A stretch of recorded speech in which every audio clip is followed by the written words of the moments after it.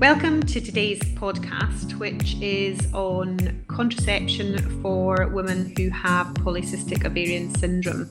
So some of you might think that's a slightly odd title because it's often assumed that women who have PCOS are infertile, and they're not.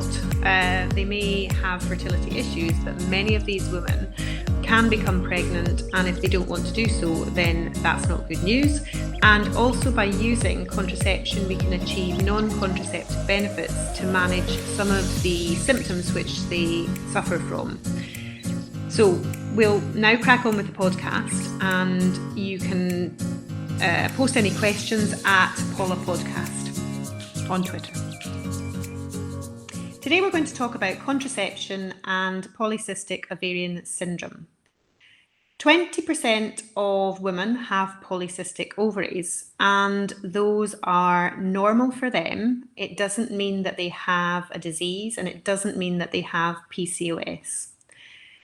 However, the current obesity epidemic means that the syndrome is more common because, as you'll see a little bit later on, and also in an article which will be uploaded onto the system, women who are overweight have a lower level of sex hormone binding globulin, and that's best thought of as a sponge. So if your sponge gets smaller, then it's less able to absorb, and in this case, less able to absorb male hormones, which exacerbate all the symptoms and cause significant symptoms which will allow a diagnosis of PCOS, which is based, as I'm sure you know, on the Rotterdam criteria, and we'll talk about that in a little bit more detail.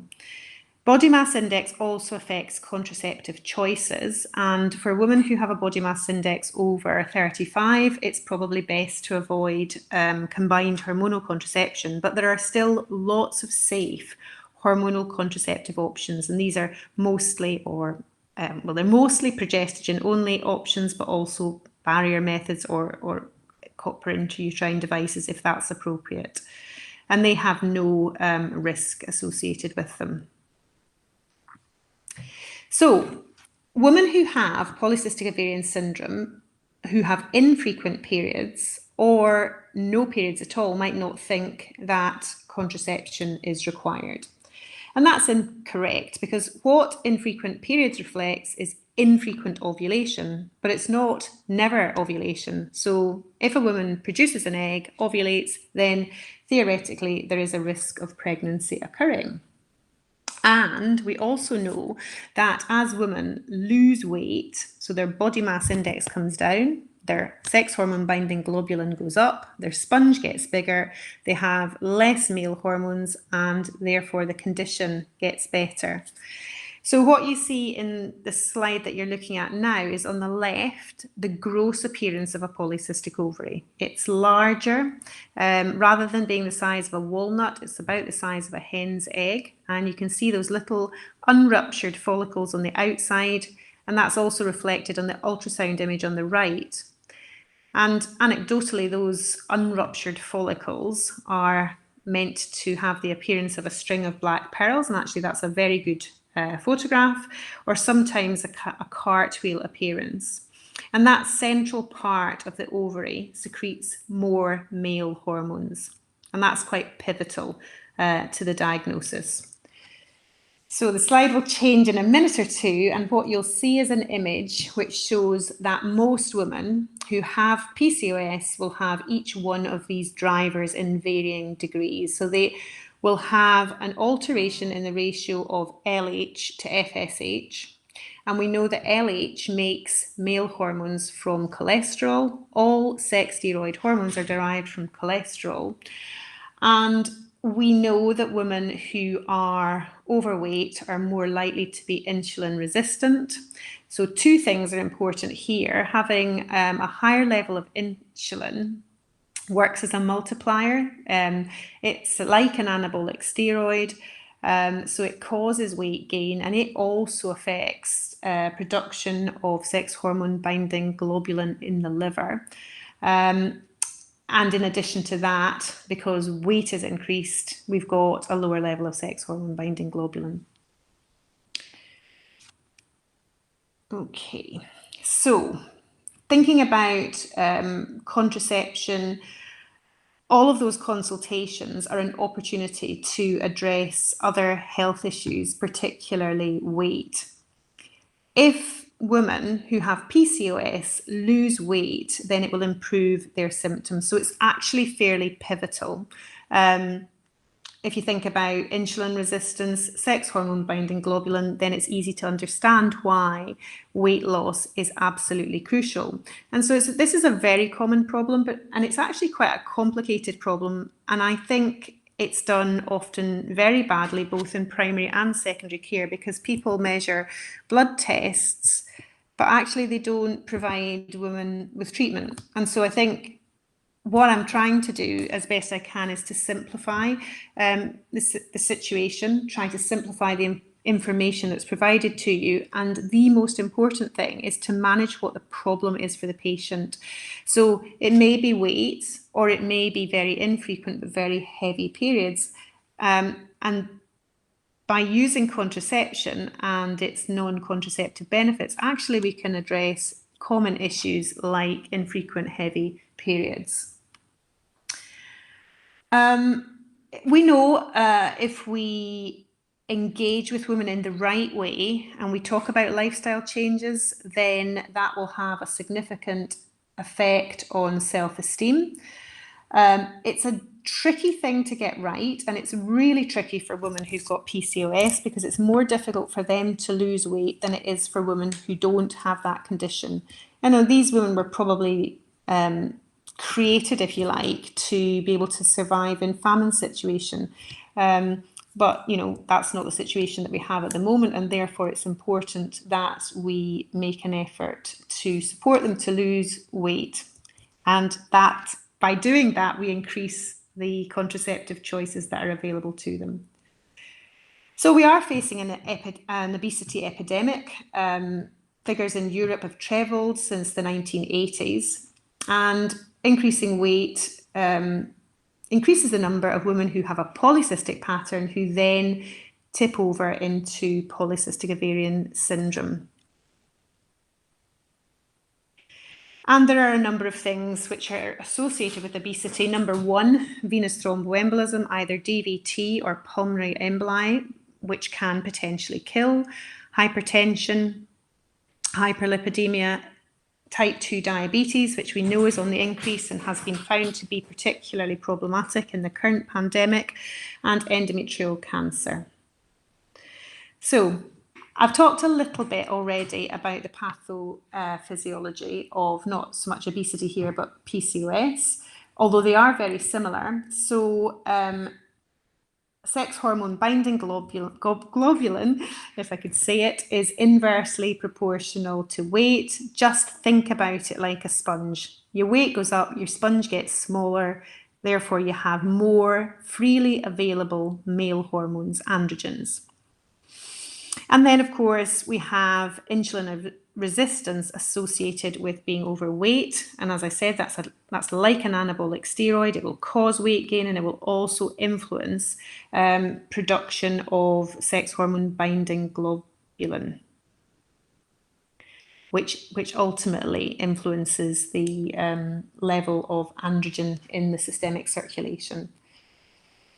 So, managing hyperinsulinemia and hyperandrogenemia. There's a 5-pronged approach, and these, easy to remember. Weight reduction, which will increase sex hormone binding globulin, decrease gonadotrophins, ideally decrease LH, but there's nothing which does that on its own, and reduce insulin levels. So that might be done by weight reduction, or it might be done in association with drugs like metformin.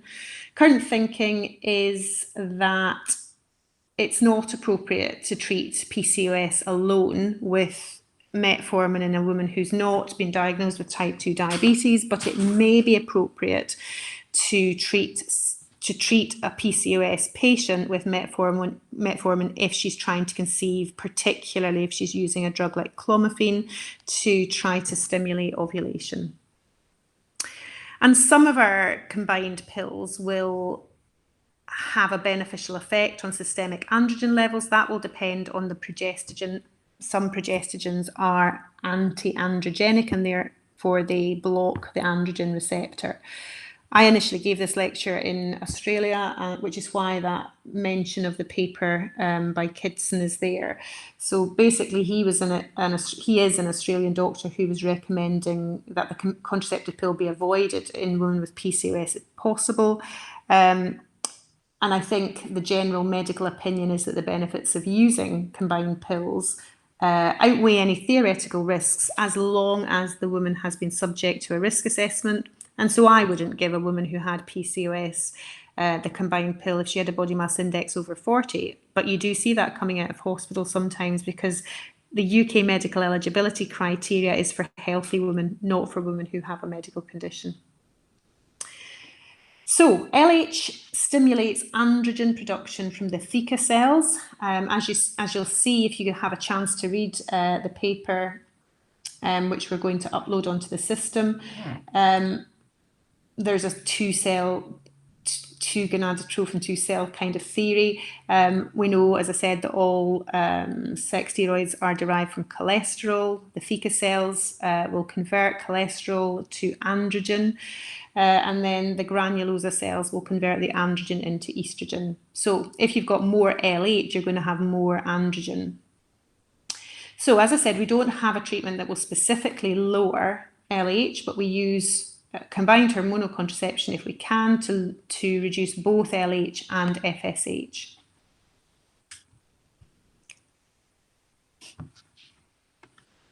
So there are many myths generally with medical conditions, but certainly in relation to women who have PCOS. One is, as I said at the very beginning, that fertility control is not required because these women are all going to need assisted conception. Well, that's just not true. And we've all met patients who've been told that they will not conceive naturally, who then become pregnant.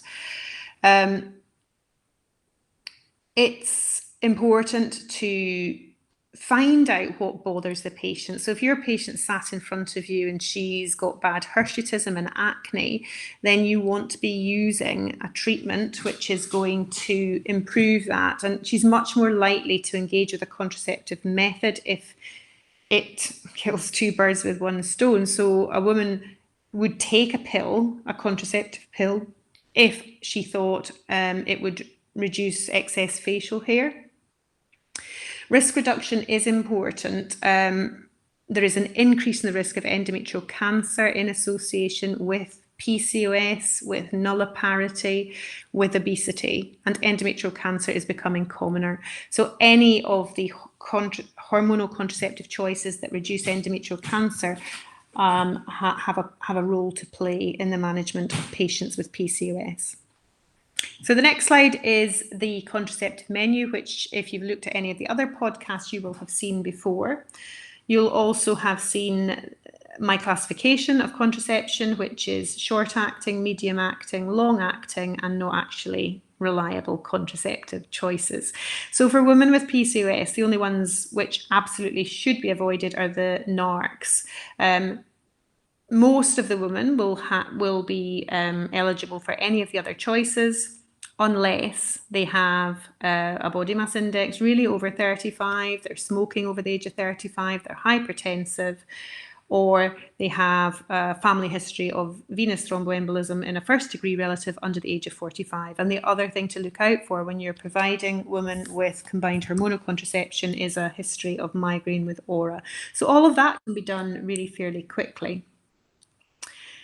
So we are going to start off thinking about combined pills because that's the easiest way of providing an anti-androgen. You can use Mirena and drugs like cyproterone acetate in low dose, 25 milligrams daily, for example.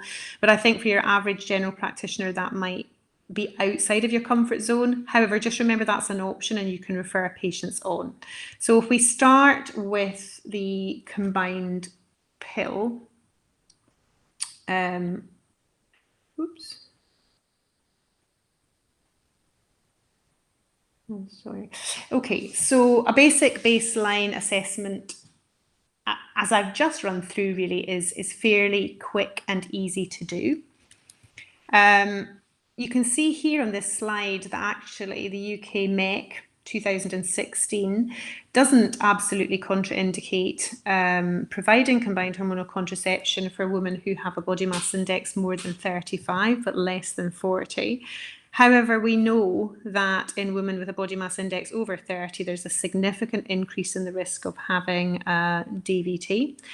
And my personal opinion is, why put somebody at risk when there are other choices, for example, desogestrel, progestogen-only pills, which do not increase the risk of venous thromboembolism at all. So I would recommend that you err on the side of caution.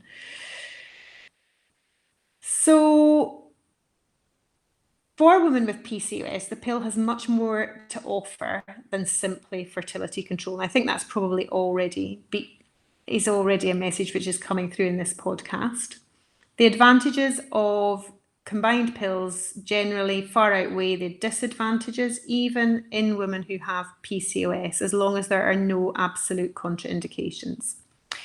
I think you've seen this slide before if you've seen the other podcasts, and I think there's something good about repetition. So basically, since the 1960s, when the pill was first introduced, there has been a reduction in the dose of estrogen and an increase in how selective the progestogen part of the pill is.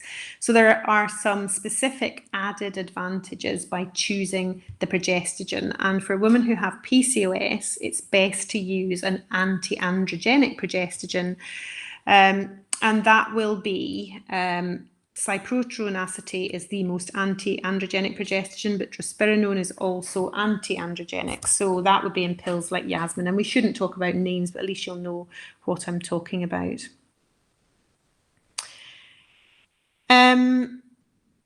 Okay, so I kind of think we've covered that as well. Right, okay, sex steroid hormones again. Most of our combined pills contain ethinyl estradiol. There is one pill which has estradiol valerate, that's Clara. So that sits in a class of its own. It has an additional license to manage heavy menstrual bleeding. It's more expensive. It's not a first-line pill, but it may be appropriate depending on the history. And we also had, I've forgotten its name now because we're not allowed to use it anymore, but there was one other combined pill, which I will remember its name before the end of this podcast, with estradiol in it. I'm moving swiftly on whilst I can't remember that. So the progestin component, again, these things all look very similar, don't they? But very minor differences allow those progestogens to interact differently with the hormone receptors. So you don't see cyproterone acetate on that slide, but you do see drospirenone, which is the next most anti-androgenic progestogen. And I think it is probably worth just understanding where they come from. So most of our progestogens are derived from C19. They're in two groups, estrogens and gonanes. I don't think that's going to make much difference to you. And then you have progestogens, which are derived from C21, and they're more like naturally occurring progesterone. So they're theoretically associated with less risk. And then drospirenone, sometimes known as a fourth generation, or sometimes people just accept that it's in a class of its own and it's derived from something, derived from spironolactone, which is, as you know, is a diuretic. So that can be really useful in women who suffer from fluid retention, which is a relatively common side effect associated with using estrogen. That's just a useful slide to have really as a resource. I think we might have skipped one. Yeah, so it just shows you which of the progestogens have those anti-androgenic features. And that's in that third from the right. So you've got cyproterone acetate with 3 pluses.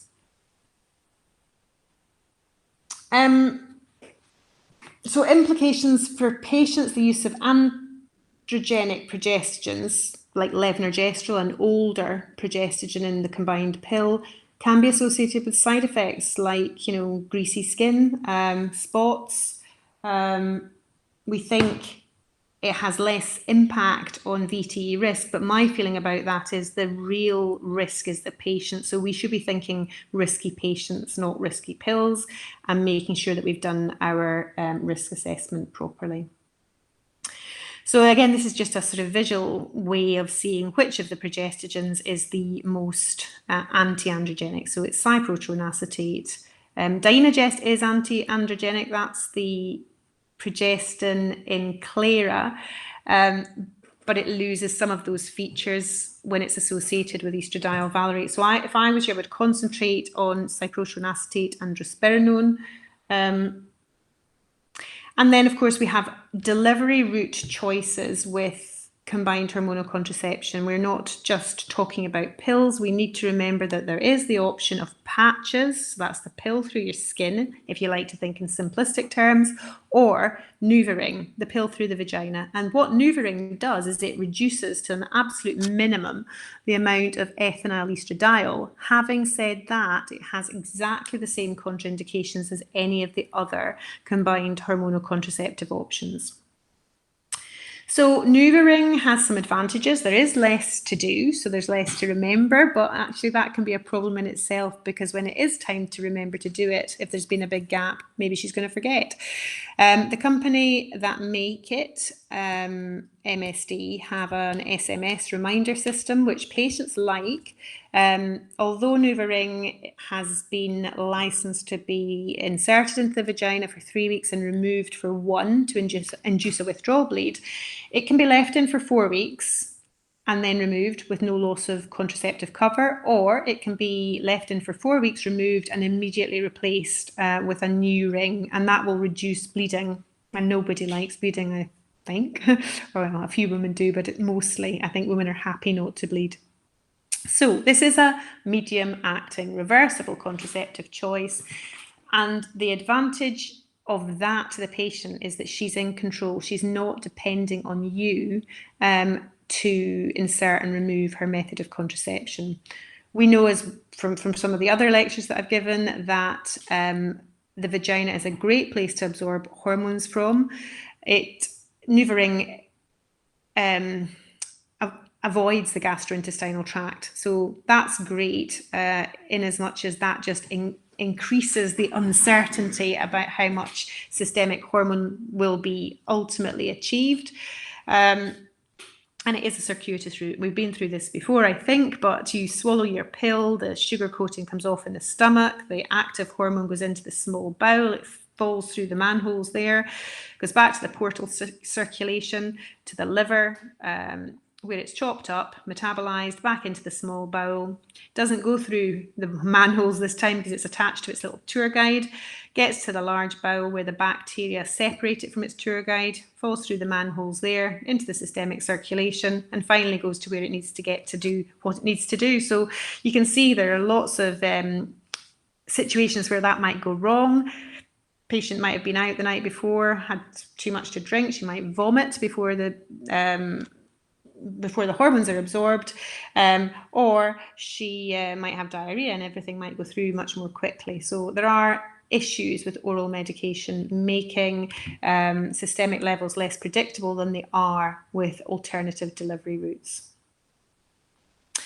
So, as I said at the beginning, there are other options for women who are not suitable for combined hormonal contraception. And I think I see women frequently, not infrequently, who've been told that they cannot have hormonal contraception because of PCOS, for example. They can have progestogen-only pill, and we virtually exclusively use desogestrel 75 micrograms because it has a 12-hour window and because ultimately it usually results in amenorrhea, which is better for the patient. Subdermal implants also reduce bleeding overall, but there's no predictability to the pattern, and that would be the downside associated with them, but they're popular, which is great because they're the best method of contraception if you look at efficacy. And then intrauterine systems have huge added benefits in women with PCOS because they will reduce the risk of endometrial cancer, particularly the systems with 52 milligrams of levonorgestrel in the core. That's Mirena and Levocert. And there are other intrauterine systems. We've got Kyleena, which has 19.5 milligrams of levonorgestrel in its core, licensed for 5 years for contraception only, and JDES, which has 13.5 milligrams of levonorgestrel in its core, licensed for 3 years for contraception only. Injectable contraception is probably not ideal for women with PCOS if they're overweight, because it's going to make it potentially more difficult to lose weight. The injection causes weight gain in probably about a third of women, and they are probably the women who've got a low basal metabolic rate. So basically your woman with PCOS. So implants will reduce the LH because there's no ovulation, and that will reduce androgen levels. Insulin resistance is primarily influenced by weight. So you might have somebody who accepts an implant who then feels more able to alter their lifestyle, so less calories in, more calories out.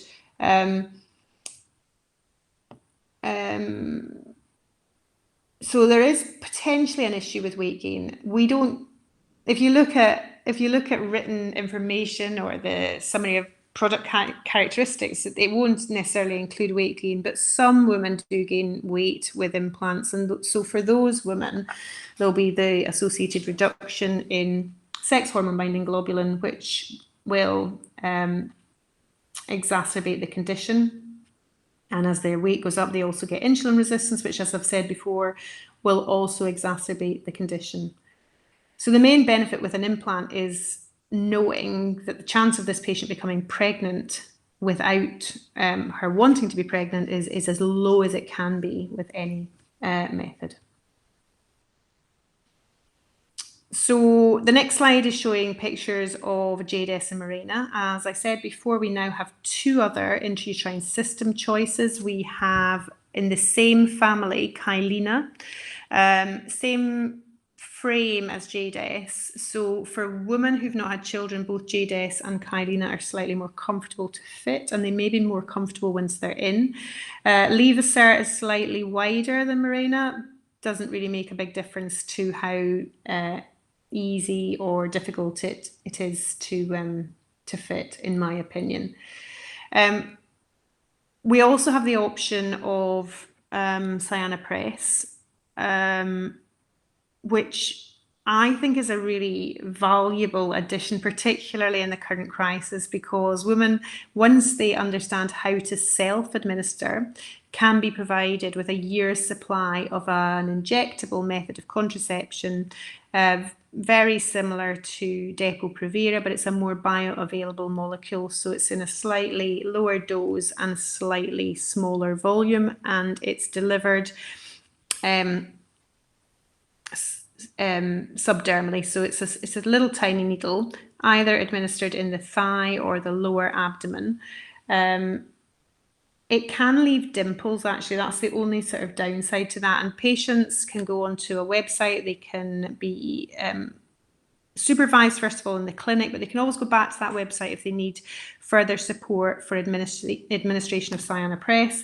And they get given a little sharps box, which will accommodate 4, they're called Unijects. So they're just little nifty devices to self-administer your contraceptive injection. And then we have non-hormonal contraception. So barrier methods are great for people who are not in a longer term relationship, who might be worried about STIs. They're not great methods of contraception, but if that's all she'll have, it's better than nothing. And then copper intrauterine devices may be appropriate, but I think it's much better for women who have PCOS to look at methods which will thin the endometrium, reduce the risk of endometrial cancer. I think it's just important to cover here the fact that women with PCOS, historically, we were always taught that they should have an induced withdrawal bleed 4 times a year. But if you've got a woman who's on a desogestrel pill and is amenorrheic, even although she's got PCOS, she's not going to have endometrial hyperplasia. So she doesn't need to have an induced bleed. And women on the combined pill, if they choose tailored pill taking, so virtually continuous pill taking, again, their endometrium remains thin. Same thing with intrauterine systems. So we've almost outgrown that recommendation about induced bleeds. So in conclusion, there are many contraceptive choices available for women who've got PCOS, some of which have added non-contraceptive benefits. And I think in your consultations, you want to build a relationship with the patient so that not only are you going to provide her with a method of contraception, but you are hopefully, particularly if she's overweight, going to address some of her other risk factors, which increase the risk of type 2 diabetes. So long term, you are providing her with better health care. And find out what the problem is for her. So there's no point in just doing blood tests if you don't need them. The Rotterdam criteria is 2 out of 3 things to make the diagnosis: polycystic ovaries on scan, infrequent bleeding reflecting infrequent ovulation, and I use symptoms of excess androgens. Although you could measure the androgen level, you could also measure the LH to FSH ratio, which will be increased. But if you can get away without blood tests, and I think I've said this before, then why would you do a blood test just to have that result? You're much better to manage the patient than to manage a blood test. So I'd like to conclude by thanking you for listening. I think you'll find the backup information in Colin Duncan's article really helpful. So that's the end of today's podcast.